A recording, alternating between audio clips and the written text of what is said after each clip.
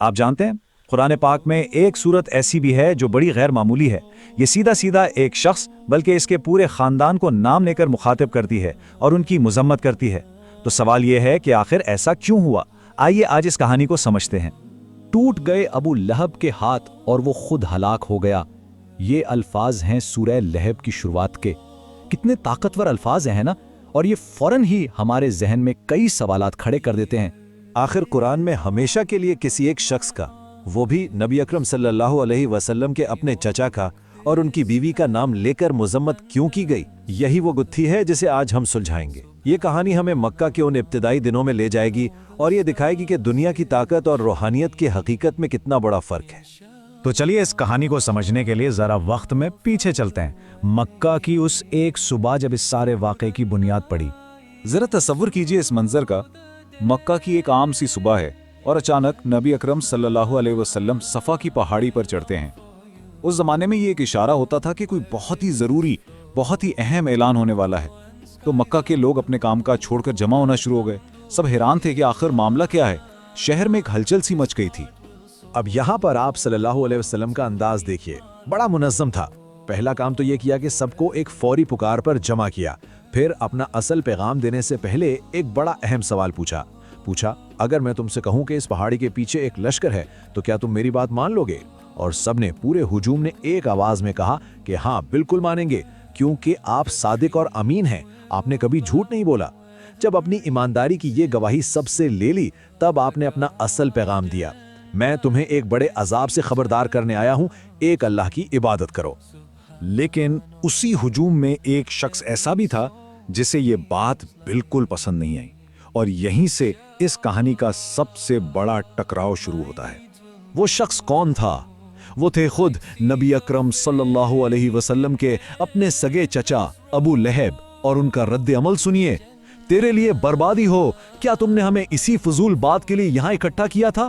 یہ صرف اختلاف نہیں تھا، یہ ایک کھلی دشمنی، ایک ذاتی حملہ اور ایک بد دعا تھی، ایک ایسے شخص کی طرف سے جسے تو محافظ ہونا چاہیے تھا۔ تو دیکھیں، اس ایک پہاڑی پر دو بالکل مختلف آوازیں گونج رہی تھیں۔ ایک طرف نبی اکرم صلی اللہ علیہ وسلم کی پکار تھی جو لوگوں کو روحانی خطرے سے بچا کر توحید کی طرف بلا رہی تھی، اور دوسری طرف ابو لہب کی لعنت تھی جو سرے عام اپنے ہی بھتیجے کی تذلیل کر رہا تھا اور اس کی بربادی مانگ رہا تھا۔ ایک ہی خاندان، ایک ہی موقع، لیکن پیغام زمین آسمان کا۔ اور یہ معاملہ اس دن وہیں ختم نہیں ہوا، نہیں، بالکل نہیں۔ یہ تو ایک باقاعدہ ظلم کی مہم کی شروعات تھی۔ ابو لہب بازاروں میں نبی اکرم صلی اللہ علیہ وسلم کے پیچھے پیچھے چلتا اور لوگوں سے کہتا کہ یہ پاگل ہے، اس کی بات مت سنو۔ بچوں کو اکساتا کہ انہیں تنگ کریں، ان پر پتھر پھینکیں۔ معاملہ یہاں تک بڑھا کہ اس نے اپنے دونوں بیٹوں کو مجبور کیا کہ وہ نبی اکرم صلی اللہ علیہ وسلم کی بیٹیوں کو طلاق دے دیں جو ان کے نکاح میں تھیں، اور اس کی بیوی جمیل وہ بھی پیچھے نہیں تھی۔ وہ رات کے اندھیرے میں آپ صلی اللہ علیہ وسلم کے راستے میں کانٹے بچھا دیا کرتی تھی۔ مطلب ان دونوں نے مل کر آپ کا سماجی اور معاشی بائیکاٹ کرنے میں کوئی کسر نہیں چھوڑی۔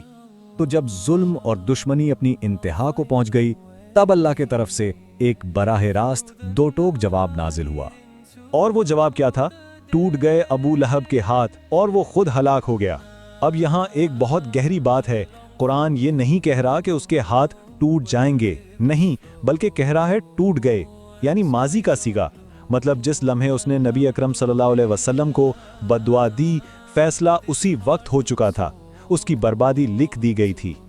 اچھا، یہاں خاص طور پر ہاتھوں کا ذکر کیوں ہے؟ دیکھیں، اس ثقافت میں ہاتھ طاقت کی علامت تھے۔ ایک ہاتھ سے آپ نیزہ پکڑ کر حملہ کرتے ہیں، دوسرے ہاتھ سے ڈھال پکڑ کر اپنا دفاع کرتے ہیں۔ تو ہاتھوں کے ٹوٹ جانے کا مطلب صرف جسمانی ہاتھ نہیں، بلکہ اس کی پوری طاقت، اس کا پورا سپورٹ سسٹم، اس کی حملہ اور دفاع کی صلاحیت، سب کچھ ختم ہو گیا۔ اور پھر اگلی آیت آتی ہے، اس کا مال اور جو کچھ اس نے کمایا اس کے کچھ کام نہ آیا۔ یہ آیت سیدھا سیدھا ابو لہب کے اس گھمنڈ کا جواب تھی جو وہ کرتا تھا۔ وہ کہتا تھا کہ اگر محمد صلی اللہ علیہ وسلم کی بات سچ بھی ہوئی تو میں اپنا سارا مال اور بیٹے فدیے میں دے کر خود کو بچا لوں گا۔ اللہ نے واضح کر دیا کہ ایسا کچھ نہیں ہونے والا، نہ دولت کام آئے گی، نہ اولاد۔ اب ذکر آتا ہے اس کی بیوی کا، جمیل۔ قرآن اس کو بھی نہیں چھوڑتا، بلکہ اس کے انجام کی بھی ایک تصویر کھینچتا ہے۔ اور یہاں انصاف کا کمال دیکھیے، سزا بالکل ویسی ہے جیسا جرم تھا۔ दुनिया में वो अपने शौहर के दिल में नफरत की आग भड़काने का ईंधन फराहम करती थी, है ना? तो आखिरत में उसे जहन्नम की आग के लिए असली लकड़ियां ढोनी पड़ेंगी।